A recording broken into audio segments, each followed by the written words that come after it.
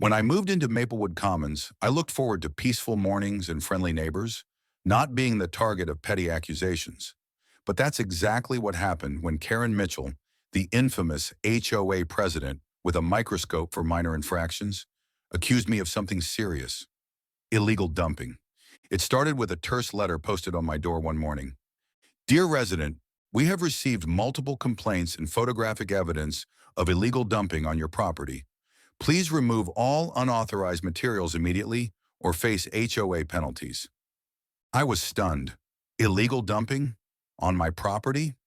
I pride myself on keeping my yard clean and green. Plus, as an environmental officer for the county's Department of Environmental Protection, I knew exactly what illegal dumping looked like. And this wasn't it. Still, I didn't want to escalate things unnecessarily, so I called Karen. She was firm. We have photos showing bags of trash and debris near your back fence. It's unsightly and against HOA regulations. I asked for copies of the photos, but she was vague, only insisting the evidence was clear and the matter urgent. I decided to investigate personally. Walking around my yard, I found no trash or debris, only neatly stacked bags of compostable yard waste waiting for pickup, as is standard in our neighborhood. The bags were biodegradable, labeled for green waste collection. I called the county waste department, which confirmed that my yard waste disposal was fully compliant with local regulations.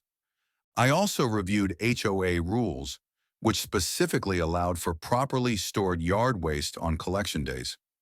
Armed with facts, I wrote a detailed letter to the HOA board explaining my profession and expertise in environmental regulation, the nature of the yard waste bags, biodegradable and in accordance with collection schedules, requesting to review the alleged photos for clarity and accuracy, asking for withdrawal of the accusations and formal apology to maintain neighborly relations.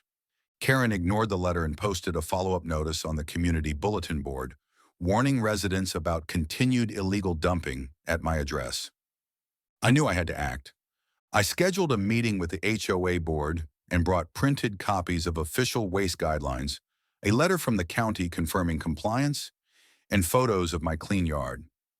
I calmly presented my case, emphasizing that false accusations damage community trust and that responsible environmental practices benefit everyone.